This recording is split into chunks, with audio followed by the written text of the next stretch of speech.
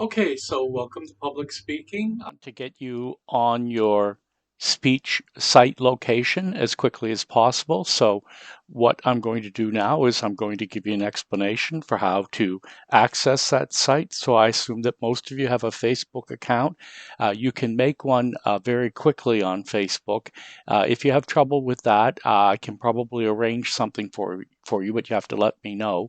So if you either have a Facebook account or you don't have any problem with getting one, take care of that part yourself, and then once you do join, you get membership in this particular group. And the way you do it is by going to the group and asking for your invitation, which I'll grant you immediately upon asking. Let's just stop for a second here. Of course, you find the group the way you find any individual or any group on Facebook. At the top of the screen, at least on my version, which is the laptop version, there is a search bar with a little magnifying glass there. And if you look at the image on the screen, you can actually see the words next to the magnifying glass, search Facebook. I'm going to put a close-up image of it on the screen right now, and then you can use that to find the spot because you'll recognize it more clearly since the letters are a bit small. Anyway, on that spot on the Facebook page, that very spot, that's where you type what's on the bottom of your screen here, MSVUPUBLICSPEAKING 2023. It's just MSVU Public Speaking at 2023. And you type it in the Facebook spot that you can still see on the screen above. So that's going to take you to a page that has the picture you can see on the screen in front of you right now at the top of the page, fairly large. And right next to it, you're going to see on the right-hand side of that picture, there's going to be a word on the bottom. I think it's in blue instead of what you're going to see here, which is in brown, but it's just the word join. And then if you click join, a message will be sent to me that says that you've requested to become a member. I'll make you a member right away, and then you can go ahead and put up your videos whenever you. I would say Monday next week would be the last, but there's no reason you can't get it up right now. And you can't do both videos like today's video. You can't do it and the other one at the same time for a variety of reasons. So I would take care of that video. It's not difficult to get onto the page if you have a Facebook account. If you don't, it's not difficult to get a Facebook account. And you can get it with an artificial name and just create an artificial email account in order to join the two. I gave the reasons for that last day, so I won't go over the same idea right now. But I do want you to get started and get some points. With today's little task that you'll do, you'll get another 5 points. So that will be a total of 10 points. What we're doing right now is starting, and there's a whole variety of ways that starting is taking place. So let's take into consideration why I had you do this and why there are points for it. On the one hand, you're not just learning how to give a public speech yourself, you're learning some elements of teaching public speaking and some elements of coaching public speaking. Not all of you will have a degree in communication, but those of you who do, and some others among you as well in business, etc., will have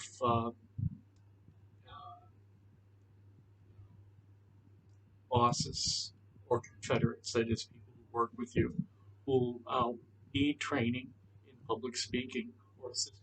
Sometimes you won't be able to be the one who goes up and speaks. You'll have to encourage someone else to. A variety of things that have to be taken into consideration. One of the first things that has to be taken into consideration is hesitancy and anxiety. We won't just work with anxiety today. There's actually an assignment for that coming up before too long. But the initial anxiety is, I don't know if I want to appear in front of a camera. It'd be strange to enter this course without having work that out in advance, but it's positive for ideal ways. It might maybe you just thought I'll just throw a filler in on your registration you had this one because it was a good time.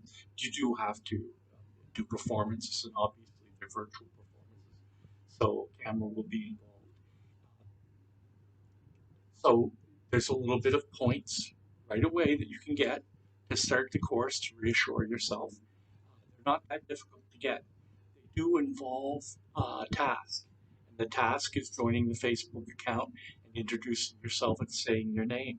Now, how does that have any value? And why is it separated from the next task, which is coming up today? And the answer is there's a certain amount of time necessary to just introduce yourself. Some of you will decide to improve your appearance for the presentation. You just introduce. You'll want to get a shower, maybe in some cases, wash your hair, certainly comb your hair, put on a different shirt, and also, since you're meeting people that you haven't met before, you may even want to practice a few times to see if you get it right, so that you don't look. In my day, the term that they use, they have no idea what you say nowadays. That you don't look dorky or some other thing, whatever these words mean, that you look like the person that you think you are. Because you see, we have a sense of who we are as we're doing things, but we don't necessarily have it match when we do the performance. And one of the most common examples of this is when people hear their voices for the first time. They don't hear it resonating through the bones in their head, and so there's a tendency to think, "Is that me?" There's kind of this whole shock and surprise thing. Well, the same thing happens with facial expressions and motor movements in general. There's a difference between doing these things and seeing them, and this is one of the reasons that young people in particular, I hope as you get older this doesn't continue to happen, but young people will check and see how they smile in a mirror because they know that their smile is a critical element in their social life. And if it's like this, then it's over. It's over in advance. So there's a surveying that we do in relationship to our appearance, and this is more so with public appearances, and it's because we're exposing ourselves to more people in a single moment. So, uh, maybe you practiced it in the mirror before you got started. Maybe you made a copy and then you made another copy. And you weren't satisfied with either. Maybe you made three. Maybe you thought, "Oh, I'm going to do this," which sometimes happens to people. But finally, you get out there and you did one. And so there's the setting up of the account. There's the setting up of the preparation for giving the video. There's giving the video. There's the possibility of editing and surveying the video. And all of those things come in together. And so this is called a foot in the door technique. And what that means is there is, when it comes to hesitancy, and some students are hesitant to start the course, a foot in the door technique is the best that can be is the best strategy for getting started. Which means if I can get you to do a small thing, a small accomplishment, you'll be more encouraged if you succeed to engage in another task, and so on down the line. So the first ones will not be demanding in terms of presentation, but they have different presentational demands that are not apparent in the video itself, and they're awarded in that way. And each one involves a teaching lesson. So if you were going to teach somebody to public speak, or if you were going to coach them, you would want them to get a very small thing done on the first occasion. Now, in class, what I would do with the students at the beginning is I would put them up five at a time. Why would I do that? Well, it's because five students talking at the same time reassure each other effectively. I'm sure you know I mean. On stage, they're not as uncomfortable if they're with others on stage at the same time. There's still enough students for the audience, and there's enough students up there. In this process, they're also getting to meet each other, to see each other face to face, and this creates more confidence and interpersonal trust, which makes it easier to do. And you can take it down a number one at a time. So the next time they're up in a group of four. Next time they're up in a group of three. This is called stimulus desensitization, which means the anxiety is diminished through time, through the starting out with a confident number of people and reducing down to a smaller number of people. Now, these things are good for you to know and be good for you to take notes if you want it. But keep in mind that your test performances are actually your speaking events. And if you check your syllabus, you'll see that your grade is accumulated through these performances.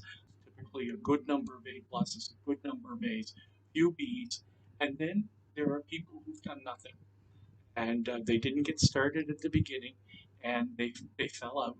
And there's nothing you can do. These have to be done within the time that they're due. It's just like if you join the basketball team, you can't show up at the final game and expect to play. So part of this whole business of public speaking is being there when it is to be given. Okay, so you have, as I said, you have 7 more days to get the first one. Now, I do want to comment on these. I thought they were very good across the board. Uh, in the most elementary way, all that I'm looking for in them is what I just described and what I graded them for. However, I see other things in the performances as well. And so I want to talk briefly right now about semiotics and speech.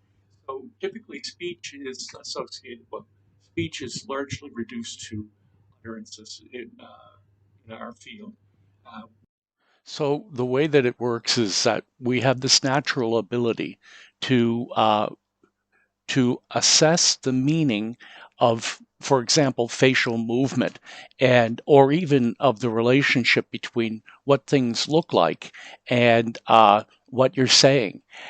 So, for example, if you find your romantic partner in the back seat of a car with somebody else, and your partner says it's not what it looks like, chances are you're not going to believe them, and that's because you're constantly judging what people say against how they look. If, for example, they say, I do care about you, but they keep looking away and refusing to look in your eyes. So those are extreme examples that many of us are familiar with. But the general idea is that there has to be a connection between how you appear and what you're saying. So, for example, if you say, I'm really excited to be here, but there's nervousness in your face, people will recognize that. They'll see that the truth is that you're nervous. Now, so like, how does that happen? And is it your fault? Well, the answer is that it isn't your fault. What's actually happening at that moment is you are in a an anxious circumstance, and that happens with you as a speaker. Of course, the main thing you're thinking is, will they like me? Will they not like me? Etc. Actors and actresses have this problem too. They're supposedly being chased by a tiger in the movie, but what they're actually doing is they just had a fight with a friend off stage, and they finished a coffee that gave them a sore stomach, and now they have to get on screen and pretend that something else is happening to them. That's what you have to do. And so, in order to do it, you've got to develop self control and skills at practicing acting even while you're speaking. Okay, so we won't go into detail on it today, but just so that you could understand that that's an area we're going to be working on, which has to do with creating constancy between how you look, how you sound, and what you're saying. That's something that has to be done in speeches. It takes place acoustically. And so what that means is you make a sound, and sound is not, or that is not an utterance. Well, it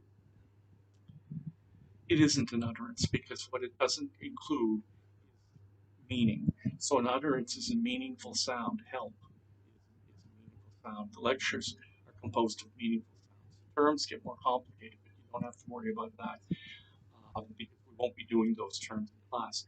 But I do want to distinguish an utterance. And the reason is because an utterance is distinguished from many other things that you'll have to do in the course when you give your speeches. And these other things are called the semiotics of speech.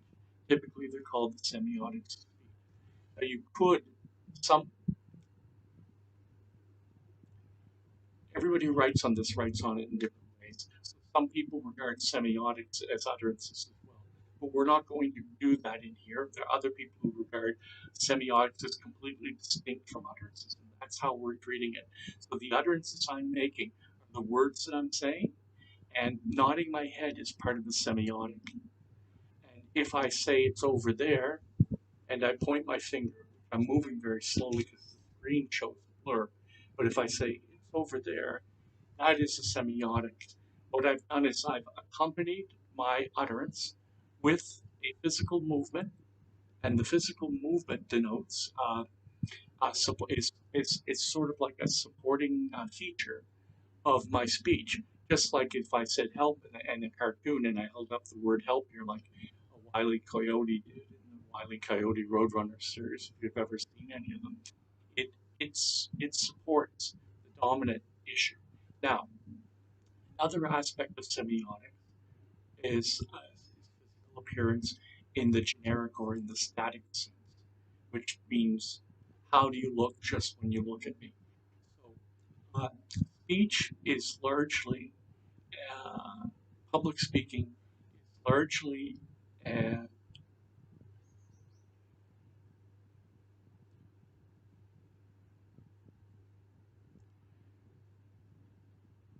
it's just that so many words go through my head, so I have to choose the one. It's commonly a dignified event, and what that means is that you've been specially chosen to give a speech, and in a certain sense, that's an honor. So the idea would be that you would appear as an honorable person, and under the notion that people judge your appearance. Now, when you go to the grocery store or you go to class some days, you may be like, I don't want to be bothered with this. And so you go down in your sweatpants, didn't comb your hair, etc. However, you static appearance is freebie. And what that means is if my hair was all messed up, my hair is a mess, but it's a natural mess. And what that means is I can't do a lot with this. I don't like going into the barbershop right now to keep it cut really short. Uh, well, for the because of the period of time we're in, I'll probably take a shot and do it the next few days. But in the most part, it won't look much better because this you know this is the effect of time on a person. However, I choose my shirts carefully. I'll talk about it in more detail. We'll get to that point in class. I tie my tie with what's called a single Windsor, which keeps it from blowing up like a giant balloon in front of my face. I wear sports coats. So this is some kind of Donna Karan or somebody's sweater, and It has a sports coat style. It has sport coat pockets and sport coat buttons and sport coat neck. Everything about it is sport coat except it's knitted. So I don't expect to be winning any fashion awards. I just keep. All I'm saying is I keep a variety of pieces of clothing that I wear for when I do things that indicate I should be respecting an audience and hoping that an audience will respect me on the basis of appearance. I also shaved. I certainly did comb my hair for what it's worth. So you will want to be considering those things as we move forward as well. However, spontaneously, some very good things were done here as well, because when it comes to semiotics, it also includes modulation of voice. For example, you might notice that when I said the word voice, my voice went up in key, and that'll all be worked on later on in class. And you may also notice that sometimes you pause, sometimes you speak more slowly, sometimes you move closer to the camera, sometimes you move back.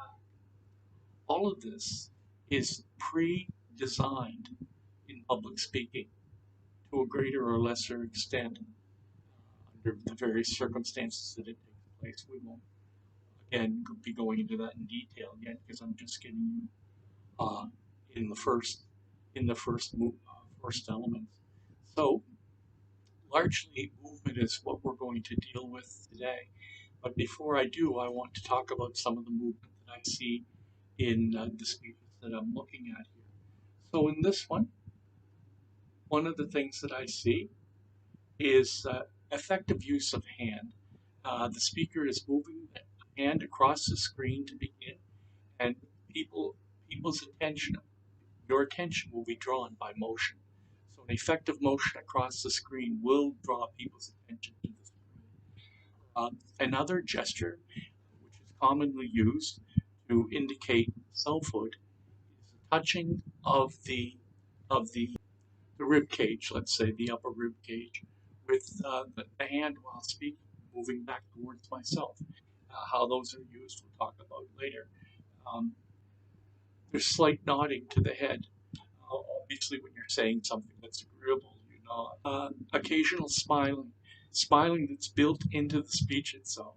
That's not a good timing for it. That's why, as I said, you have to design your, as you will discover, you design your speech in advance, and you figure out where all of these things are supposed to go. Student, we have a student who's used the hand to move hair off the face. That's not a problem, and it also draws attention to the student. This student tends to move the head from one side to the other like that. That's good as well, because one of the things you'll discover about people when they're acting normally is that there is a certain amount of motion in their faces. And we don't tend to pay direct attention to it, but it lets us know that we're dealing with a human being. When there's no motion, the feeling is that maybe a numb element is there. Some of the gestures are very, very subtle, but subtle gestures are effective in speech. For example, a slight watch the eyebrows, watch the nodding of the head, watch the shift of the head, all those sorts of things. Watch the elevation of the head. And these are all ways that we create a persona or a personality in speech in short time. Another one is clearly, I'm sure you know, is just a little bit of laughter when you speak, but of course at an appropriate moment. Here we have similar gestures as well. We have a person who relies on not looking at the camera and then beginning to talk by directing himself or herself to the camera. This is followed by, I suspect, when the student says my name, they make the breast touching gesture, my name. And sometimes they'll do things like nod the head, as I just suggested. Uh, Student also engages in redirecting of the eyes. What that means is they're over here, but you'll find. Sometimes you'll think, but then you'll realize. And why is that? It's because contemplation often involves a redirection away from the interactant or the situation. So as long as I'm looking at you right now, it's hard for me to think about that day.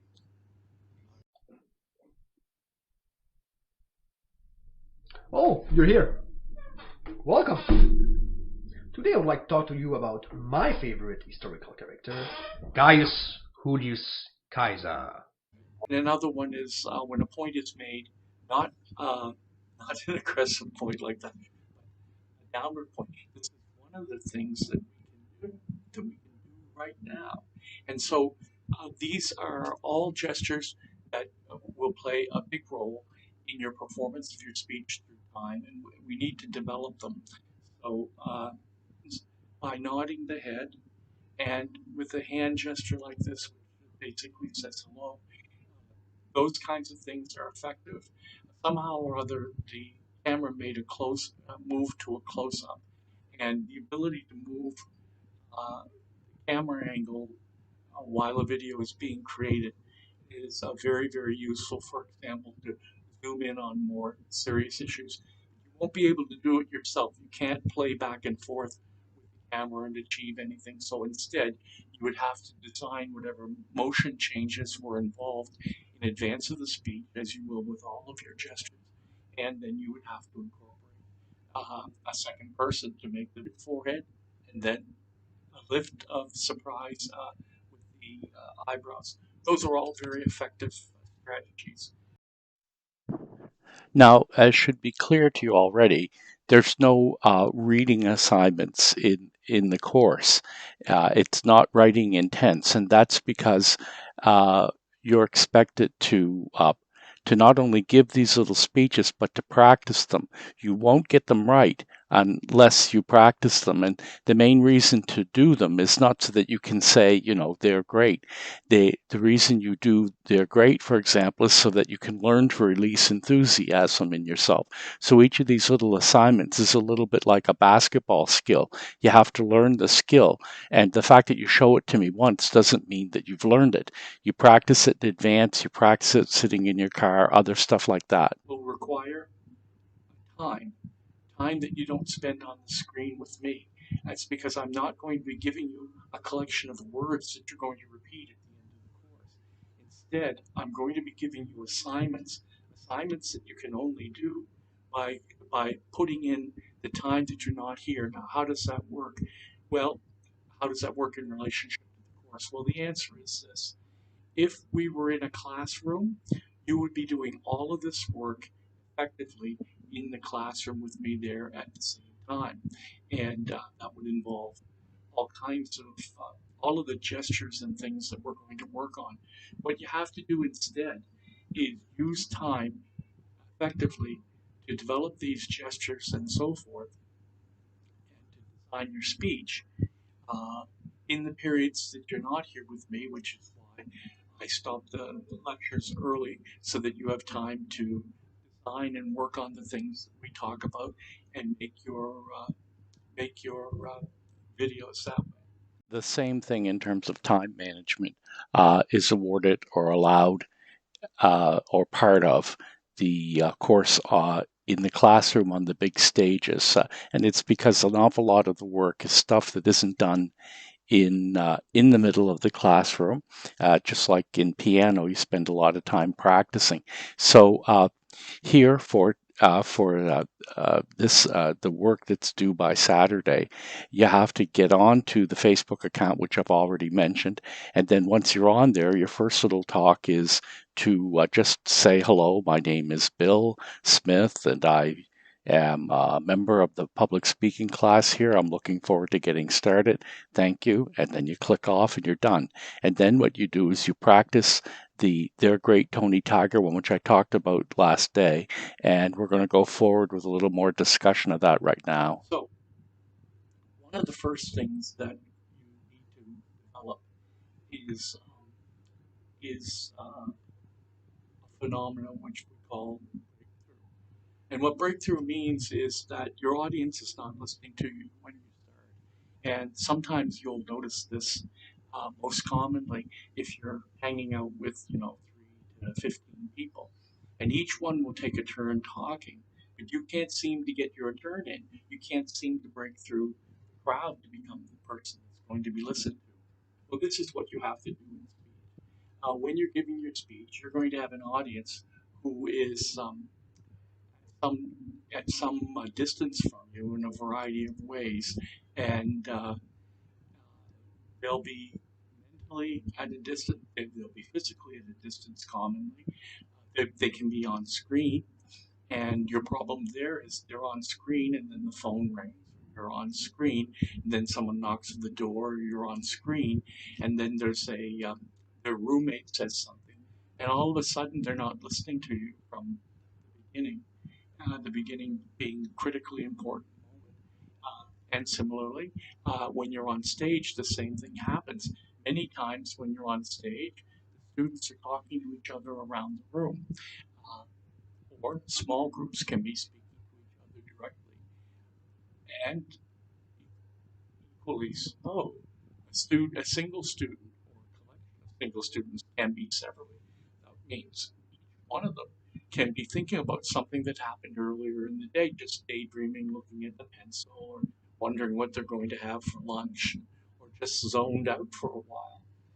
You have to command the entire group, and that is one of the dimensions of public speech. Public speech is a form of leadership. Uh, you have to take control of the room, as the saying goes. And so you need to develop some skill for that. Now, there's a particular exercise that we do, and to set it up for you in advance, what you'll have to do with this exercise is you'll have to practice it in advance because it won't come off well if you don't practice it. And so you can practice it in the mirror over and over. You can practice it on video a number of times and see how that goes. And then when you feel that you've got it, what you'll do is you'll go to your roommate and say, I want you to watch this. Or you'll go to your mom and say, I want you to watch it. Or your little sister or your older sister, somebody, you'll find somebody and ask them to watch it. And I actually think you should find two or three. And then you'll do it. And in this case, what you're going to want, well, let me show you it. Now, it's going to be hard for me to get it on screen. Maybe I can.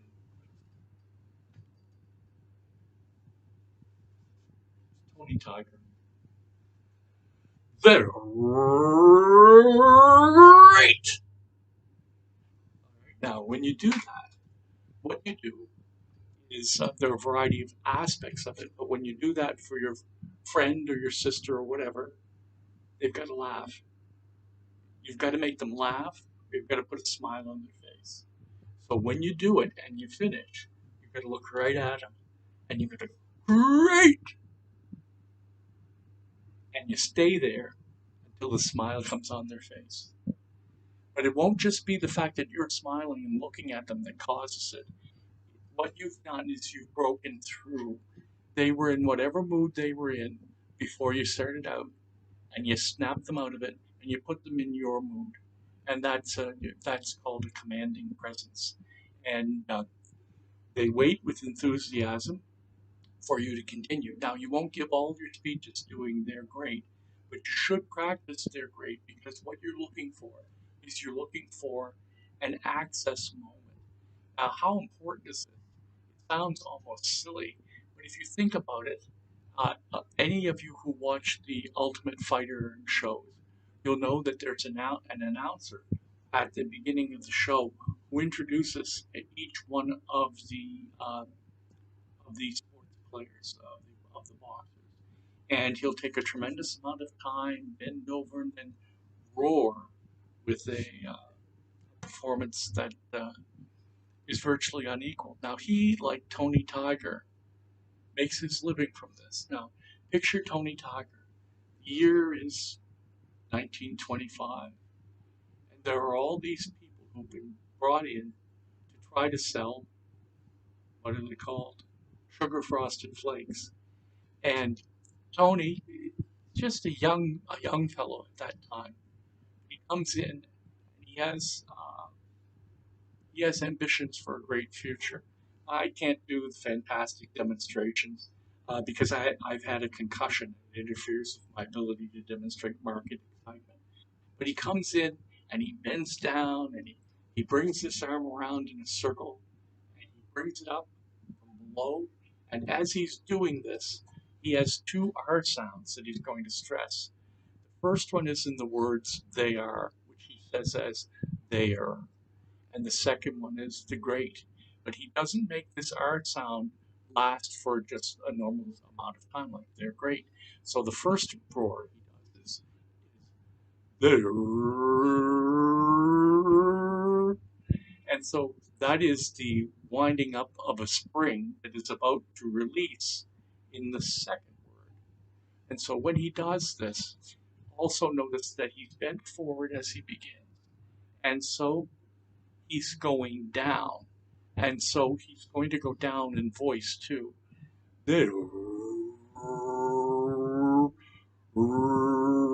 Okay. So he's got this delay on the R. And then when he comes in to say great, he's going to raise the key. Great. Great. I messed up my head from the first time I did that, so I don't want to do it again. But that deep sound of there is long delayed and stretched. The longer you stretch it, the more attention you'll get, because the sound denotes that something is coming. And then what comes must be an explosion of enthusiasm for, in this case, historically, sugar frosted flakes. And if you want to see this, just go to YouTube and type in Tony Tiger, and watch Tony Tiger do it in a few different ways. He'll sometimes do it with one finger and throw the finger up. Now, what's the gesture about? Well, the gesture is this is what the gesture is about. When you give a speech, I'd like you to do this particular exercise at about this distance. And there's a reason. Even further, if you can get it, I'd have to knock a few things over to get it further.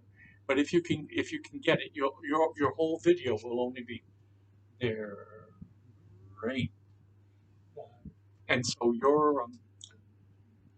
what you'll be looking for a distance away from the camera that can allow you to bring your arms into the video in that way. Now, the reason that you want to be able to bring your arms into the video that way is that you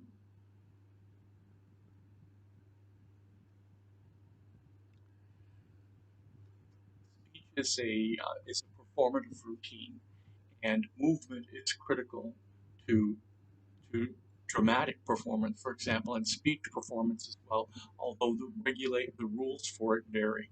So I don't want to go into great detail about it, but in order for you to learn how to use your voice effectively, you first have to learn how to use your body. And so there will be certain body motions that are critically important to further the audiences away from you. When, for example, you have an audience like you would have in Seton Auditorium, should be, especially if you're not using a microphone, you should be using your arms in very, very large gestures, and your body should be doing things that demonstrate as well, depending on the type of narrative. If you're taking a country to war, you shouldn't go, and we're going to war. You wouldn't do that. There are politicians silly enough that would, apparently. Each speech takes a different performative style routine, and the reason we're learning extreme ones right at the beginning is because of two things. One is the more calm ones will come along later in a manner that is better understood having done this. And the other is if so that you don't fall into the illusion of the notion that a speech can always be given with your head this far away from the screen. So it's, in other words, what we're doing is we're trying to learn things. We're trying to learn how to engage our bodies in speech. And this is something that, if we were in an auditorium, I would demonstrate for you, and you would be able to demonstrate yourself. And then what happens is it'll be easier to back away from those broad performative routines later on, but maintaining the what are called micro gestures. You have your static presentation, which is your appearance. You have your gestures, which are hand movements. You can have very large gestures, and these large gestures are associated with what's called a commanding presence. And what a commanding presence means, in part of the meaning of a commanding presence is that you fill the environment. And the reason you fill the environment is because you're the topic. Your words are the topic. If somebody else over here if somebody else over here fills the environment or commands half of the attention, then your speech will gain half the attention. If you want to have two speakers, then what happens is each one takes a turn, and typically the camera will go to one or the other one will step forward, etc. We'll talk about these things in more detail in the future. Right now, you're learning an aspect of of commanding presence, which is breakthrough. And breakthrough with this particular exercise involves a lowering of the body because you're going to come up. And it involves lowering of the voice because it's going to come up, and it involves a slight diminishment of the voice because it's going to be raised. And so all these things are brought in together, and your hand will go down. There. In this case, I have the thumb because I'm going to bring it up with the thumb. There. Great. Okay. So that's the exercise. The way that you would do it is You'll practice it. Just try it a few times in your room. Feel silly doing it, etc. Do it in the mirror. Uh, yeah, there's a discipline required so that you don't judge yourself in the process of doing it when you're looking at the screen. But before you take it to the screen, take it to your friends. Take it to your sister, your brother, your mother, your dog. See who you can break through with this, because that's another aspect of this. One of the aspects of breakthrough is a lot of people don't have the courage to break through, and that's why one of the main reasons I separated from the first one. Just say hello and your name, because except for the fact that you're holding the screen on yourself, you don't have to do astonishing things to draw attention. You do quite well with that, but we do have to draw attention and to learn how to draw attention. Whether we're going to set up a YouTube page in which we do nothing but, you know, give, give talks and speeches and make money from it, or we're going to go and talk at somebody's birthday party or whatever the occasion might be, as I mentioned last week. So this involves what's called an inhibition. You're trying to develop a commanding presence. And what happens to people is they're inhibited against commanding presence. And what that means is they have a kind of anxiety which turns into an imminent fear. If I look like I really stand out, if I look like I really have it, what if they laugh at me? Maybe I'm not supposed to be a person who stands out, so I better just keep myself down. Now, that is precisely what you have to end this week. That's precisely what we're trying to bring an end to. And the way that we bring an end to it is through a disciplined practice. So you've got a half an hour of practice time left for you right now to do your There Great, to get really, really confident in it. And then once you're confident in it and you can do it well with all the qualities that Tony has, better than I did because you're not dealing with a brain injury.